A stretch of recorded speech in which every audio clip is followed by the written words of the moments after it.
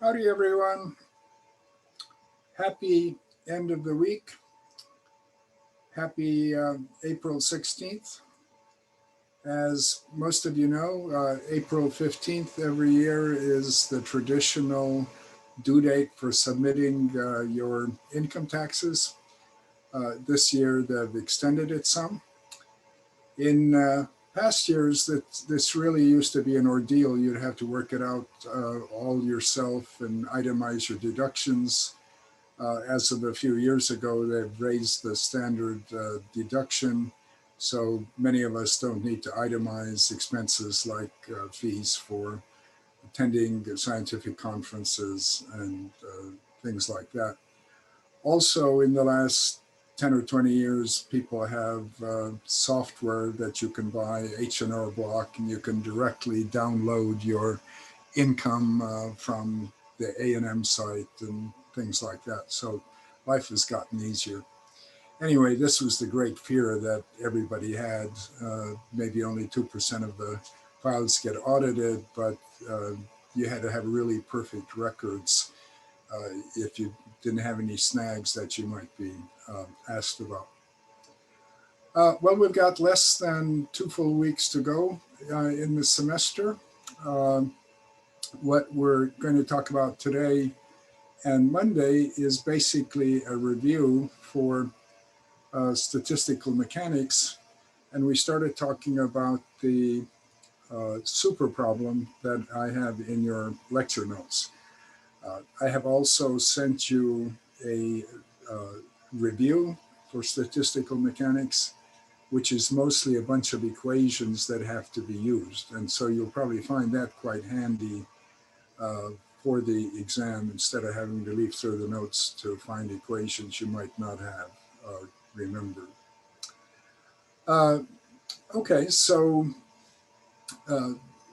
between, again, today and Monday, we will review for the exam.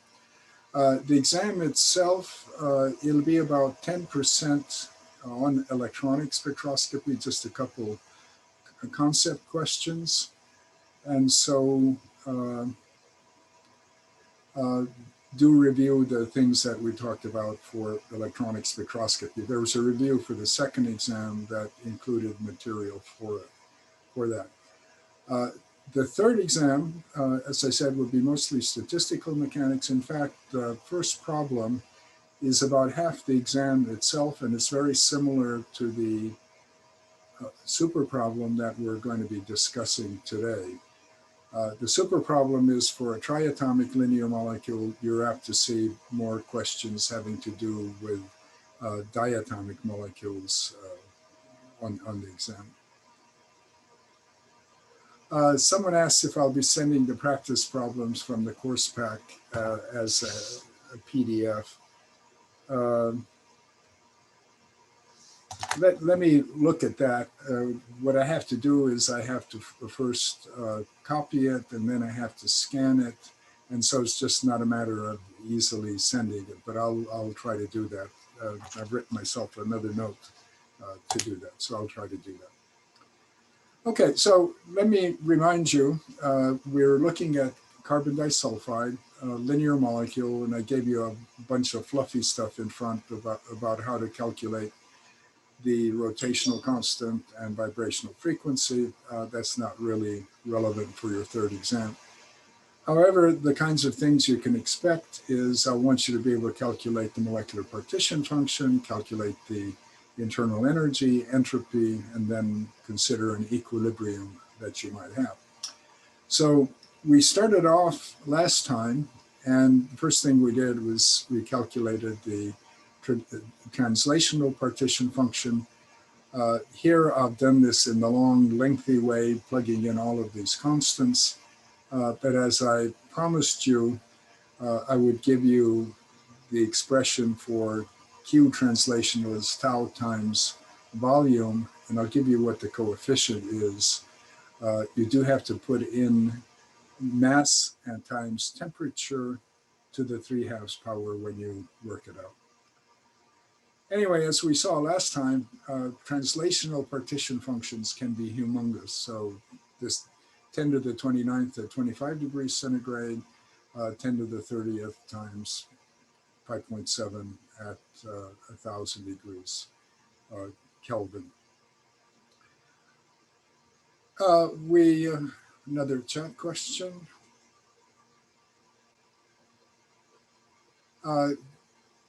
The partition functions are unitless.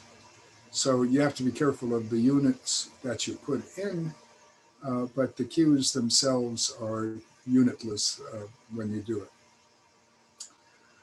Okay, so let me make sure that I have that. Yeah, there are no units showing here. Okay, so to get the full partition function, we need the product of translational, rotational, and vibrational parts. So next step here is the rotational partition function, and we're first going to calculate it by the approximation formula.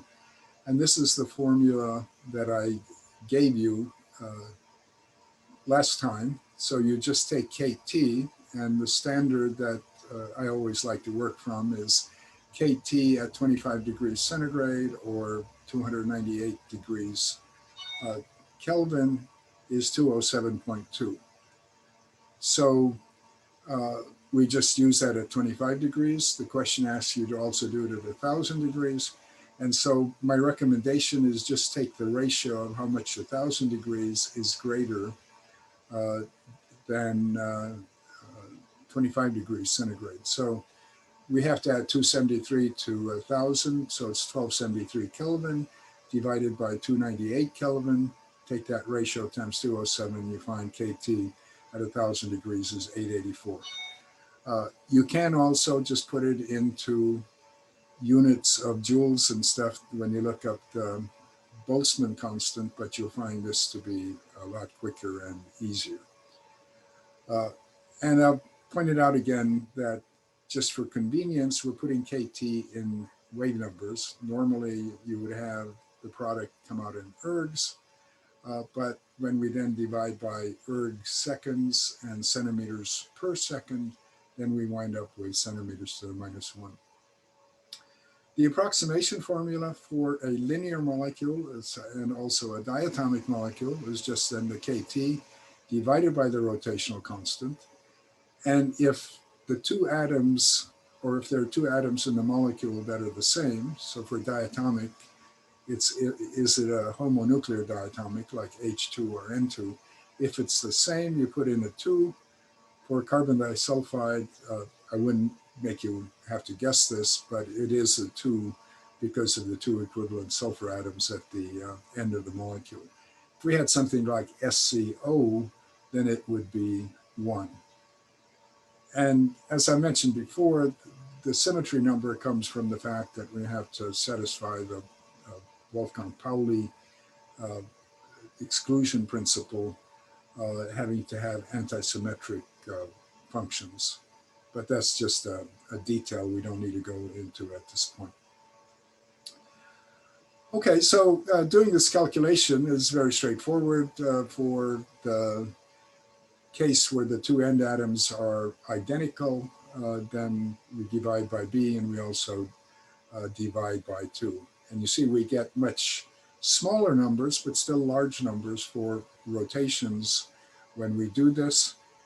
Keep in mind this gets multiplied times the translational part, so it makes the translational part another 3 orders of magnitude greater already. But these are going to be indicative of how many quantum states are actually occupied in this carbon disulfide molecule when we put heat into the system. Now, one of the questions in the super problem is it asks you to figure out which J quantum state for carbon disulfide is most populated. So we're going to look at this in 2 ways.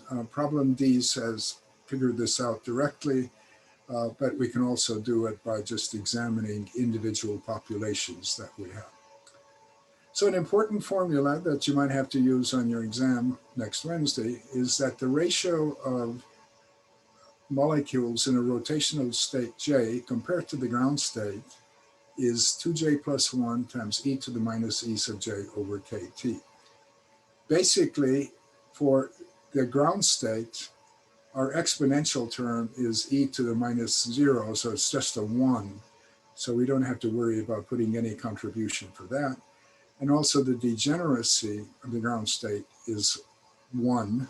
So when we put an n naught in the numerator, we're just dividing by 1 and then again dividing by 1. And that's why I can just write this expression like this.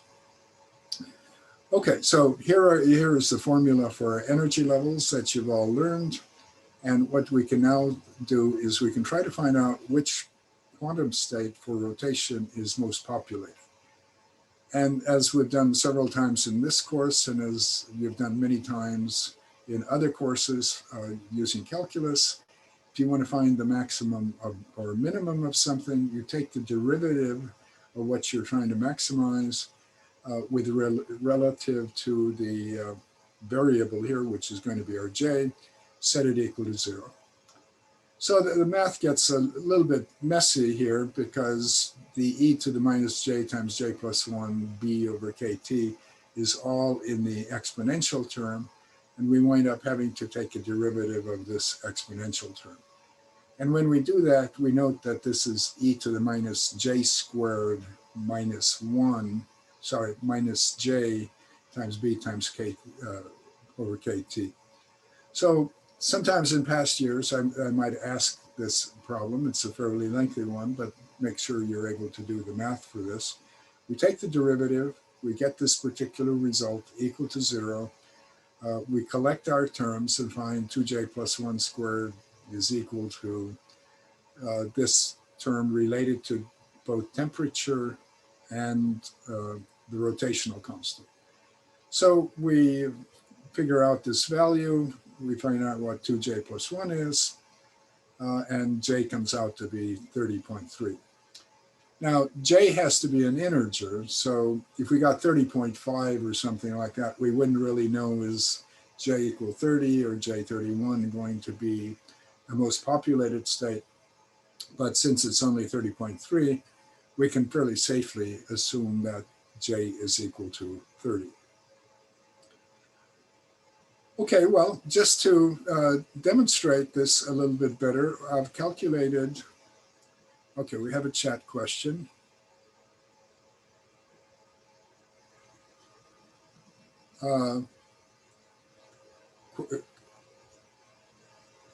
We could do this problem at 1,000 degrees centigrade just as well.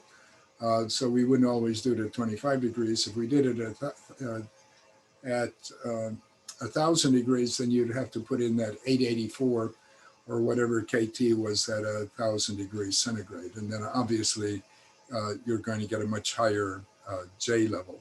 In fact, you can see this would come out to be 4 times higher. 2J plus 1 squared then would be twice as high. This would be about 123. So you find J equal to about 63 would be the J level that's most populated. So you can see you get lots and lots and lots and lots of rotational excitation at 1,000 degrees for carbon disulfide. So that was a useful question to look at. Now, notice that our Q value by direct summation is this. It's the degeneracy times e to the minus j e sub j over kt. But what I want you to notice that minus e sub j over kt is just the ratio nj over n0. So it's exactly this. So it's these terms that we are summing to get what the overall partition function is. So that's what I've done here. And as I mentioned to you last time, there will probably be a question on your exam to find a rotational partition function by direct summation, but I'll ask you to truncate it after maybe 2 or 3 terms. So I'm not expecting you to include 10 terms or anything like that, but I want you to demonstrate that you know how to do it. Anyway, look at these numbers. So the first and lowest quantum state at energy 0 always contributes 1 to the partition function. So you can never get a value less than 1. The degeneracy factor is 3, and for the next level, and the energy level is very close, so n sub j over n naught is pretty much just the degeneracy factor. Next degeneracy factor is 5, and this is still pretty close because this is a very, very low lying quantum state. Now then I'm jumping to J10, J20, J30, and you can see at J30 in this series that I have, in fact, it is the highest value. And so you're going to have 37 times as many molecules in this J equal 30 quantum state as in the rotational ground state. When you put energy into molecules, it has to go somewhere. And so this is a very good depiction of where it's going. The molecule is going to be twirling faster and faster and faster. We're going to think of it as just getting hot at these temperatures, but this is what happens statistically and quantum mechanically. So if you added all this together, you would expect to get a number that's very close to 950 at 25 degrees. If we went up to 1,000 degrees, it would increase by about a factor of 4. Okay, so we've done translational and vibrational ones. For vibrations, this is the formula you need to use, so make sure you have it handy for the exam. In past years, before COVID and before Zooming, I expected students to memorize this. But all you have to do is know your KT and your vibrational frequency. And each vibration has this amount of contribution.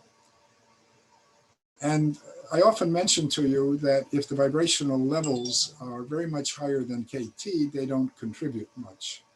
So these were the vibrational frequencies for carbon disulfide. So look at 1523 vibration.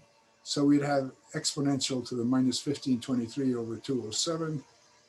That's roughly e to the minus 7.5, which for all practical purposes is just 0. So the answer comes out to be 1 for several decimal places. And you could just pretty well ignore calculation for this frequency, and you know it's not going to contribute.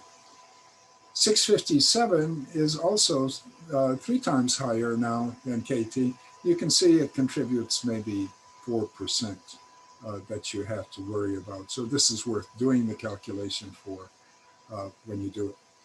The lowest vibration, which is only double the KT at 207, so this is about e to the minus 2, which comes out to be something like 0.37, I think. Then you get this answer 1.172.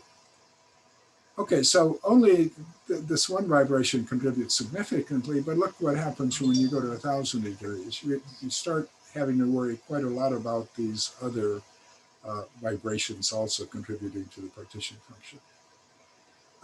Yes, I would be providing frequencies for any problems that you have to calculate. And I would also be providing rotational constants that you would need. And masses, I assume you can all calculate molecular weights of molecules, what you need for these calculations.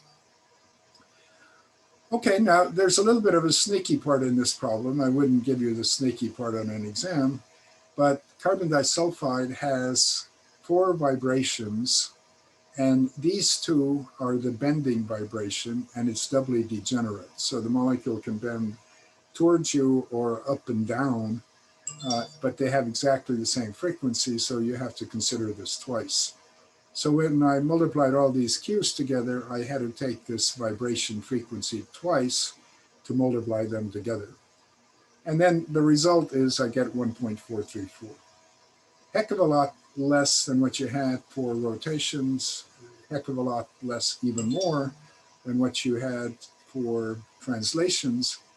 But it's multiplicative, so you can't throw it away. You have to multiply that 10 to the 30th or whatever by this number, and then that changes the picture of the overall internal energy and entropy. If we go to 1,000 degrees, notice how much higher it gets. It gets to be 17.77. So I've said this over and over again for you chemical engineers. The beauty of statistical mechanics is you don't have to have experimental data for thermodynamic properties from high temperatures.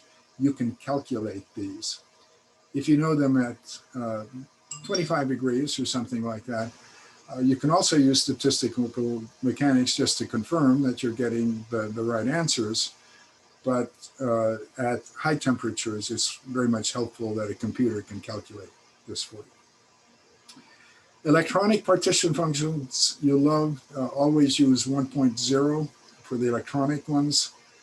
Q's can never be less than 1, so don't artificially decide it's going to be 0 or something for electronic states. All the molecules in the lowest energy state at energy 0 gives you an exponential to the minus 0 power or 1, and that's QE. Okay, so we can throw all of this together and we get our overall partition function. And now we're up to almost 10 to the 33rd and also even higher than 10 to the 35th when we go to 1,000 degrees. Now to calculate the entropy, we need to get the canonical partition function. And this is the formula I want you to use to convert to the canonical partition function. This is the one for indistinguishable molecules. So all of the molecules here are going to be carbon disulfide. We're not going to mix it with hydrogen or N2O or anything else like this. So first of all, look at how humongous this number is. Let's take the 8.8 times 10 to the 32nd, that's Q. We take it times the number of molecules we're going to have, and I'll talk to you about the molecular calculation right here, but it's going to be about 10 to the 21st or something like that. So we have 10 to the 32nds to the 10 to the 21st or whatever power. Unfortunately, this number got knocked off. So this comes out to be 24 times 10 to the minus 20th, or 2.4 times 10 to the 21st is what your notes should be showing here.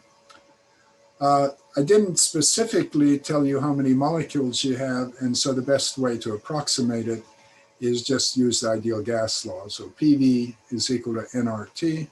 I've given you that we have 1/10 of an atmosphere. We can look up the R constant. At 25 degrees centigrade, it's 298 Kelvin. We calculate that's 0.0041 moles. If you multiply it times Avogadro's number, then 2.46 times 10 to the 21st. But again, look to see how humongous these numbers actually get to be. And on your third exam, you are going to have to be dealing with large exponents. So try to feel comfortable with doing some of these calculations. Okay, well, for understanding entropy, you remember we need to know what the natural log of capital Q is. So the first thing we want to do is break this down into calculatable things.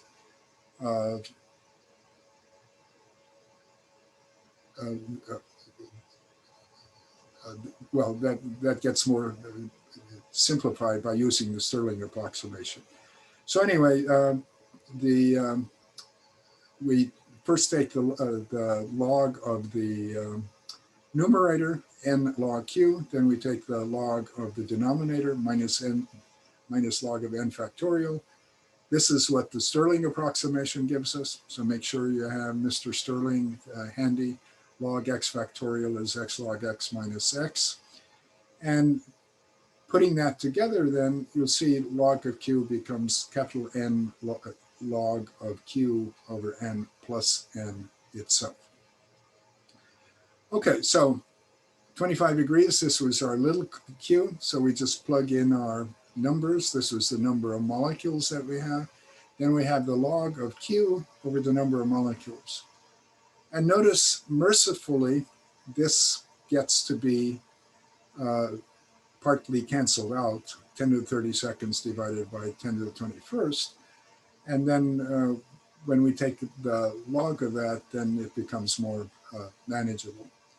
Anyway, you do the mathematics and you find the log of Q itself is equal to this. Remember, this then means that the exponential, that Q will be the exponential to this power. So really, really, really a humongous number. We repeat all of this at 1,000 degrees, and looks like log of Q doesn't go up as much, but remember this is natural logs and it's up 1.5 units in the log scale. Okay, so we're now equipped with knowing little q and capital Q. One of the things that the practice problem asked you, and I'll be asking you on the exam, is to calculate internal energy. This is what I've called capital E throughout. And last time we talked about how to calculate the average energy per molecule. And we decided for translations, this always came out to be 3/2 kT. So I encourage you to just work out the problem in wave numbers. kT is 207.2 at 25 degrees, and it was 884 at 1,000 degrees. So you just multiply these out in wave numbers. For rotational levels, linear molecules, the rotational contribution is kT. This is also true for diatomic molecules. If you go to polyatomic molecules that aren't linear, then it's 3/2 kT. As I pointed out last time, this is consistent with what the equipartition principle gives us. So I actually thought about it a little bit, that the equipartition principle and a lot of stuff came out before Boltzmann.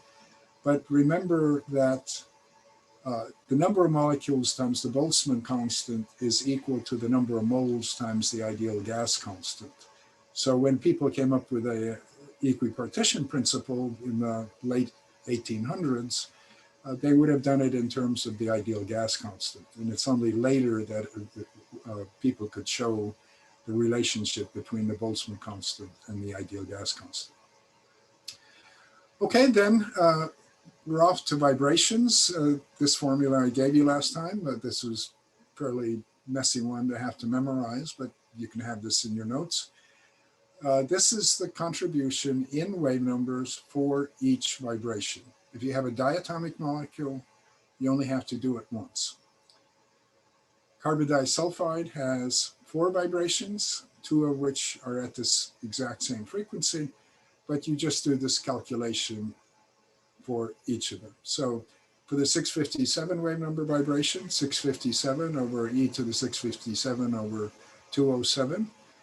And notice the larger that this exponent gets here, it's in the denominator, the smaller it's going to make this number. So 657 contributes a little bit. We get 28.7 wave numbers. If we jump down to 1523, it's e to the 7th again. That's a huge number. And so basically, when you do the calculation, it's going to come out to be just 1.0. It's kind of an accident. It's 1.0 wave numbers, but it just turns out to be a very small contribution. And then the 397 wave number vibration, that's the one you expect to be most occupied, and so it's going to be contributing the most to the internal energy. But there are 2 of these vibrations, so when we add this together, you include this one twice. So that's what I've done. I've taken 28.7 plus 2 times 68 plus 1, and I get 166.5 wave numbers. And this then is the summary from all of these contributions. This was from the translations, this is from the rotations, and now this is from the vibrations. So we got 684.6 wave numbers. I'll give you the conversion in just a minute from wave numbers to joules and kilojoules. So that'll probably make more sense to you in terms of thinking about energy than wave numbers.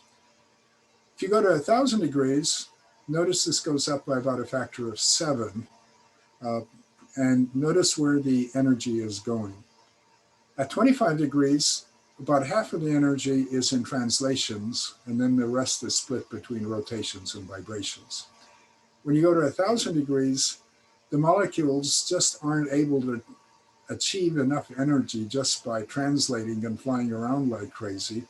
So a lot of them start rotating even much more faster, but you'll notice over half the energy is now coming from the vibrational levels. So this is quite typical of where energy goes. It likes to start off in translational levels. It may have to work up to rotational levels and finally into vibrational levels. I've added a little note here.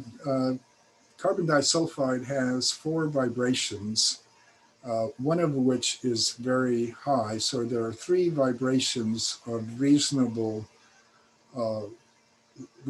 low value that could be considered as far as the equipartition principle is concerned. And I told you last time that you could expect the KT contribution per active vibration. So if we say there are 3 active vibrations, you expect a 3 KT contribution. 3 KT would be 2655. So that approximation starts working. I'm not going to ask you about the equipartition principle, but I just want to point that out in case you went into it in Chem classes and so on. Okay, well, here's our conversion factor. Turns out one wave number is 11.96 joules per mole. I usually remember it somewhat differently. 350 wave numbers is 1 kilocalorie per mole. A lot of times spectroscopists and structure people work in kilocalories rather than joules and kilojoules.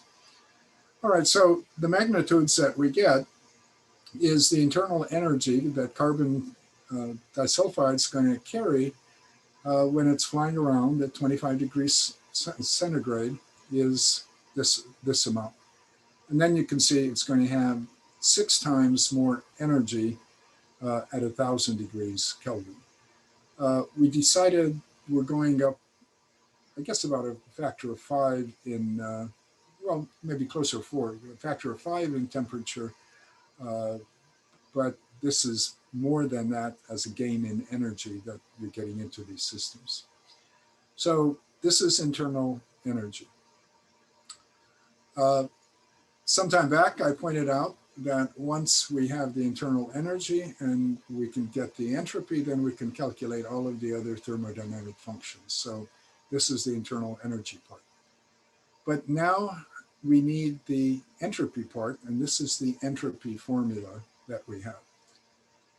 We know what U minus U naught is. It's right up here, 8.19 at 25 degrees. We know what the temperature is. We know the Boltzmann constant. And then we need to take the log of Q. Someone asked about the units of little q and Q. You couldn't take logs of them if you had any units attached to them. But this may be the trickiest part of what you'll have to do next Wednesday. If you use this formula, or I should say when you use this formula, you're going to find that you get these 2 terms in different units. So what I've calculated for you up above is the internal energy in joules per mole. And so we'll get a result from here. But the second term that we calculate is the contribution to the entropy for the 0.0041 moles that we actually have in our system. So if you want the entropy for the entire system, you're going to have to take the first term, multiply it times the number of moles, and then you'll get a value that is going to be meaningful for this. So again, be aware of that. Okay, so we have a question.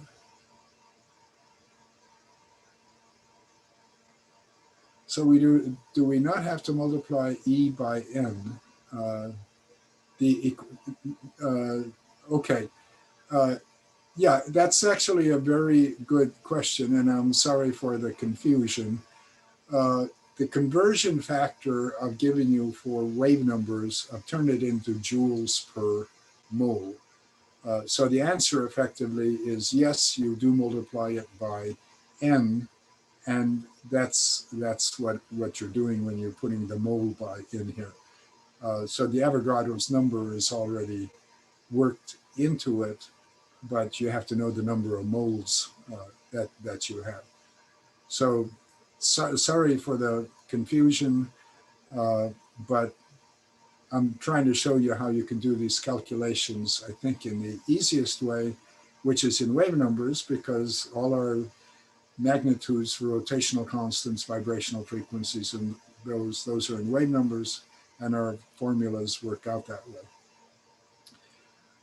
Okay, so my suggestion for everybody is after we're done with the lecture, go through this super problem very carefully, and we may or may not get started on the next practice problem, which is pretty similar.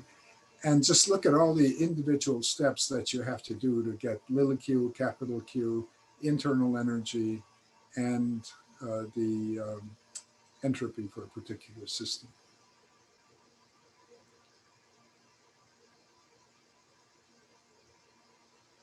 Yeah, one wave number is always 11.96 joules per mole, but the number of moles can vary. So this is a forever conversion factor, just like my 350 wave numbers are 1 kilocalorie per mole.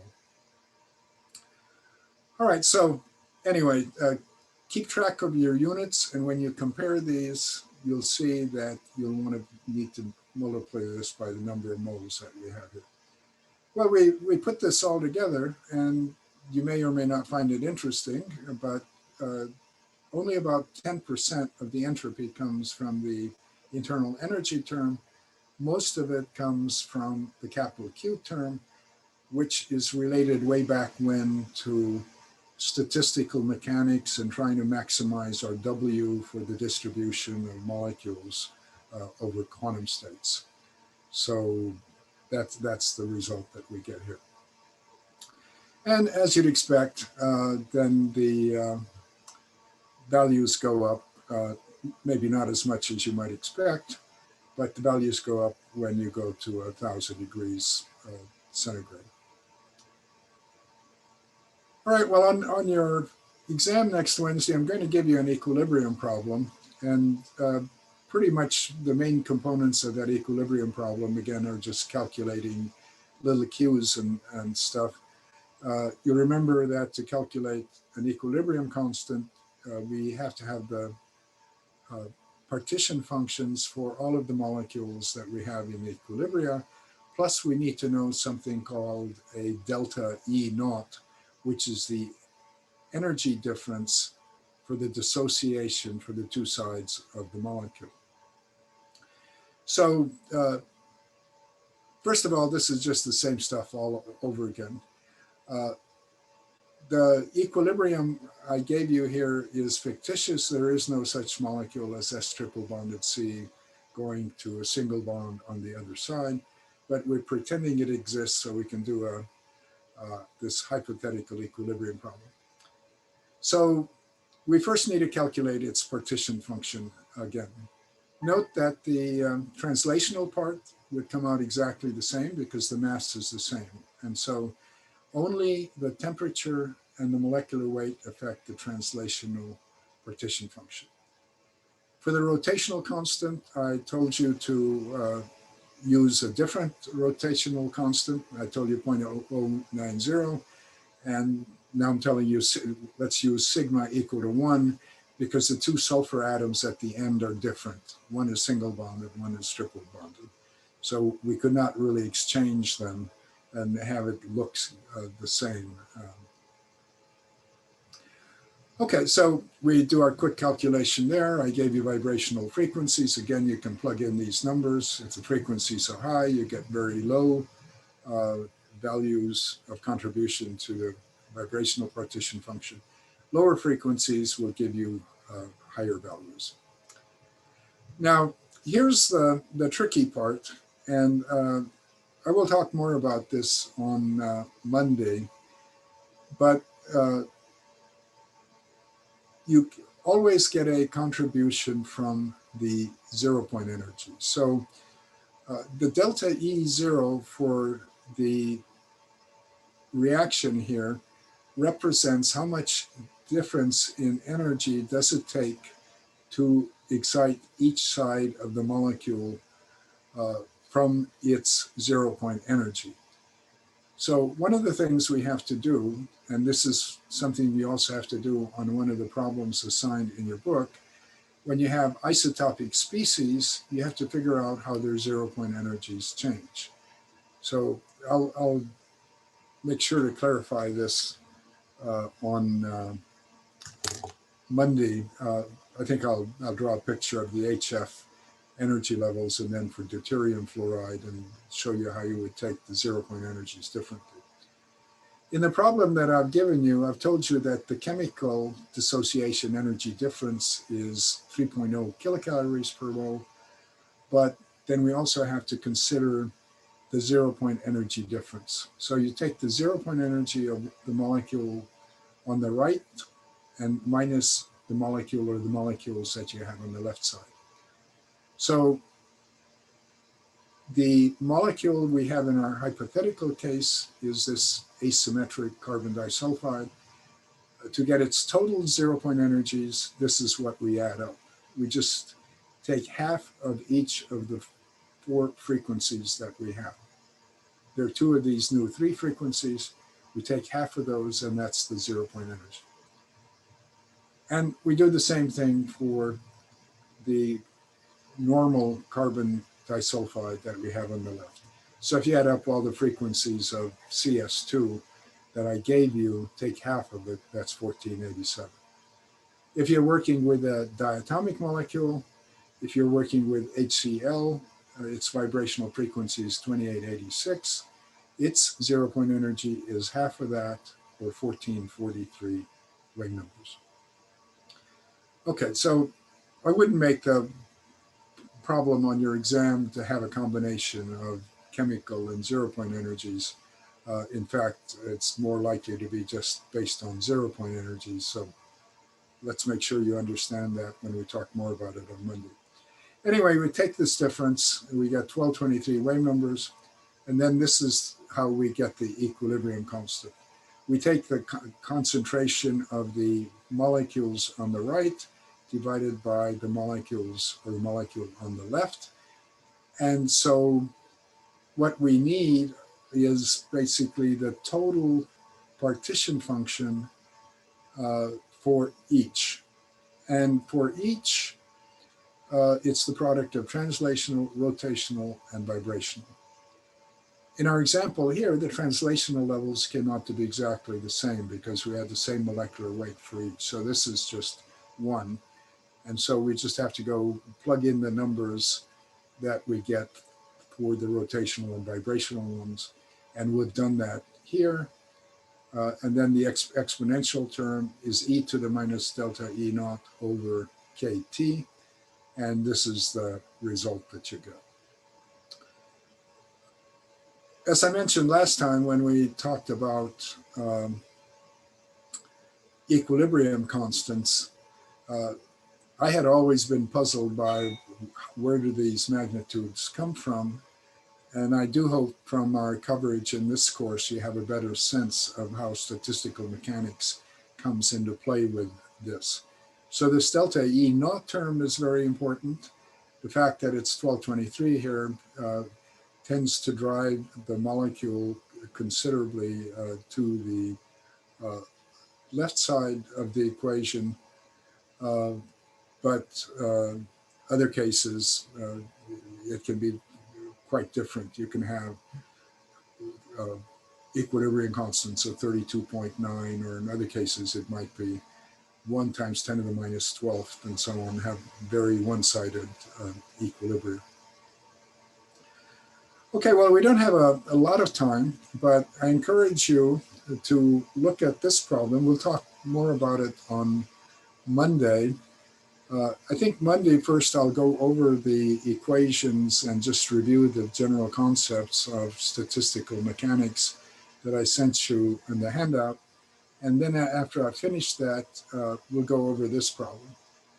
So notice again, this is what I'd give you for translational levels. I would give you rotational constants. If you have a diatomic molecule like OH, you could calculate its rotational partition function by direct summation. You also have those approximation formulas. And here are some vibrational frequencies. Notice here they're all high, so you don't expect much contribution from these. And we have another chat question. Where's the answer to part D of the super problem? We did that earlier when we looked for the maximum. I think that's correct.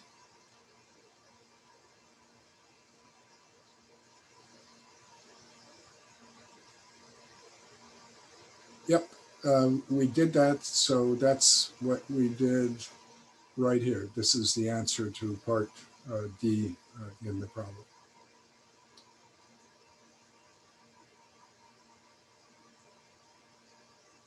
Somebody asks what topics are on the exam.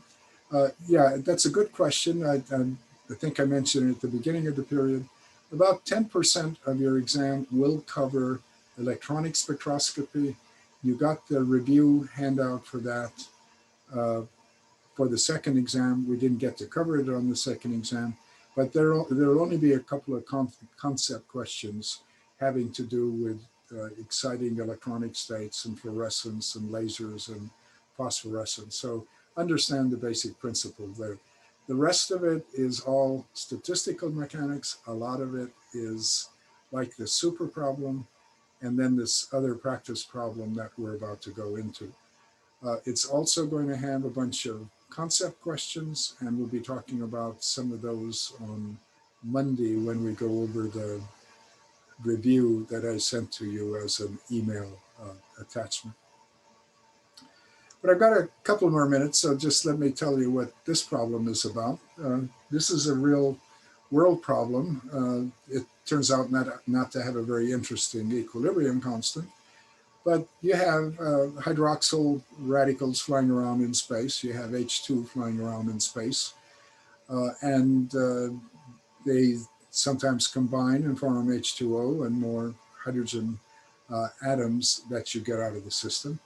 In space, of course, you wouldn't have a volume of 1.0 liter, but let's pretend that you have this thing going on in 1 liter. So as I started saying, you would be given this formula from which you can quickly calculate the translational part. So you just have to put in the molecular weight in atomic units. So that would be 44 for carbon dioxide. You don't have to start converting it into grams. The rotational constants for the different molecules are useful for calculating the rotational partition function. And in principle, the vibrational frequencies could have been useful, except that they're also very high that the vibrational levels aren't going to be important. And here I'm giving you E0 values for the different molecules. And so you can just take the E0, so what's on the right, minus what's on the left to get the delta E0. I'll point this out on Monday, but you'll notice there is no E0 for hydrogen atom. The hydrogen radical atom here. Atoms obviously don't have any 0-point energy or any dissociation energies, and so they don't contribute to the overall picture of the energy change that you have between those two sides of the equation. All right, so I won't start on the solution today, but it's going to be very much the same thing that we just went through on the super problem. And so I don't think it would hurt you at all to start early and review this and so you can do all these steps. I think you'll find it handy either doing the practice problems or when you have the exam next Wednesday. If you look at the review sheet I sent you, I think I've got all the formulas that you need, be it for entropy or internal energy or canonical partition function. And so if you don't feel like memorizing them, just read them off that set of equations that I've sent to everybody. Okay, so have a nice weekend. Don't forget to study. And before we know it, the semester is going to be over.